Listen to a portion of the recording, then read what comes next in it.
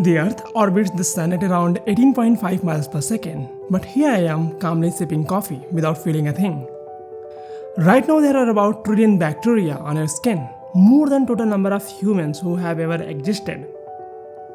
These tiny organisms are busy talking to each other, protecting you and boosting your immune system, all without you noticing. Life constantly operates on different levels, even though we rarely feel their effects directly. Our world is made up of different layers of abstraction. The ancient Egyptians found it hard to express abstract ideas, so they used simple drawings. Later, the Greeks, with more complex language, started to uncover deeper truths about life. Around 500 BC, while walking by the sea, Democritus and Leucippus realized that there must be a limit to how much you can divide grains of sand or drops of water. With this abstract thinking, they imagined a partless part, a building block so small it could not be divided further. What we now call the atom, without ever seeing it. The egg contains similar elements to those found in rocks, but there is so much more inside. Within the egg, there is a song encoded in chemical notation packed into its genes. It holds detailed instructions for nest building, a menu, a compass, a clock, and even a map of the stars.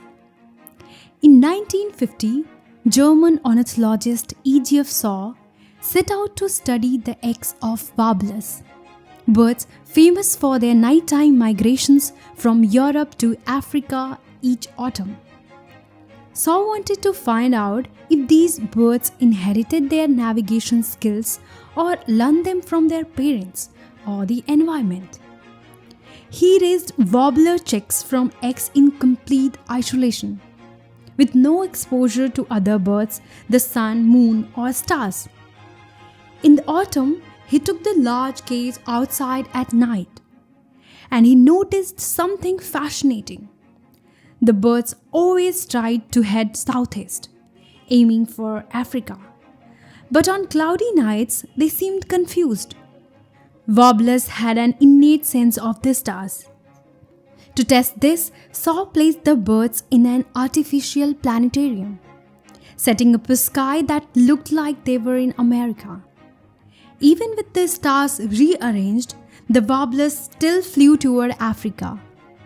This proved that a map of the stars is somehow imprinted within the egg.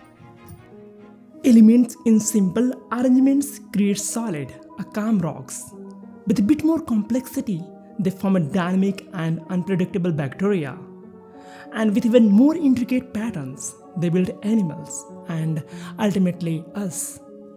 Bones are constantly changing, their crystal dissolve and rebuild all the time.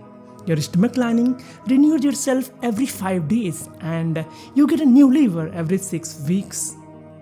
In fact, every 5 years, your entire body is completely replaced down to the last atom. At any moment, your body is made up of elements from the world around you.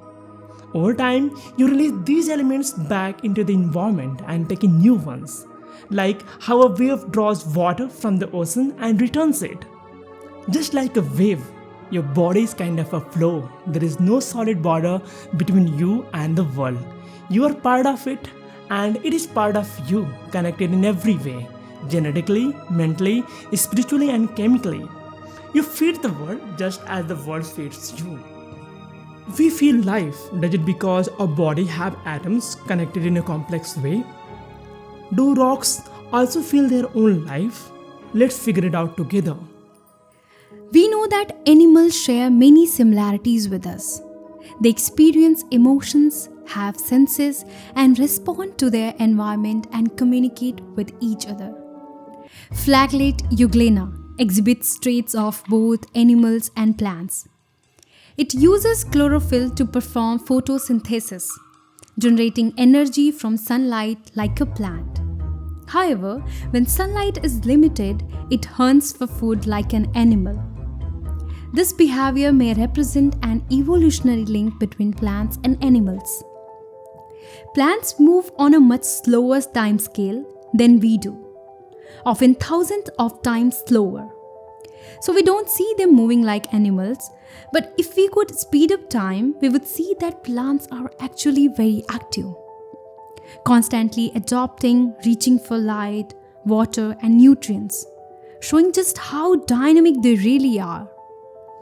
The dodder plant, that is the vampire of plants, has no roots or leaves, making it unable to produce its own food. Instead, it wraps around its prey like a snake, and it pierces the host plant's skin using structures called hostoria. Through these structures, the dodder extracts water, nutrients, and sugars. The Mimosa pudica, a sensitive plant, responds to touch in a way similar to how humans react to sudden contact or danger. We don't think rock is alive. Perhaps their lives move thousands times slower than those of plants. However, if you have ever encountered a volcano or an earthquake, you might agree that rocks are not always passive. In fact, some of the largest and fastest moving entities we know of are not animals or plants, but rather belong to the rocks, like moon, earth, sun, and stars. Rocks can even show signs of age, forming wrinkles and cracks like our skin. When a crystal like quartz is scratched, nearby molecules feel the damage, letting it heal in a way similar to skin healing after a cut. The crystal lattice itself serves as a sort of genetic structure, accepting only specific types of molecules to attach and grow upon. This might represent life's first and simplest reproductive technique on Earth. If you leave a string in a bowl of sugar water, the sugar molecules begin to crystallize into the solid form on the string. Feels like they grew overnight just like a bacteria. They are living their own life in their own way. They might have their own consciousness beyond our immediate perception. What if there is life to electrons? If yes, then life becomes not an emergent property of a complex system, but an inherent quality of matter itself. There is a blur line between non-living and living. What you think of non-living might be living, and the entire universe may be alive and aware in a ways that transcend our current understanding. And again, thanks for watching.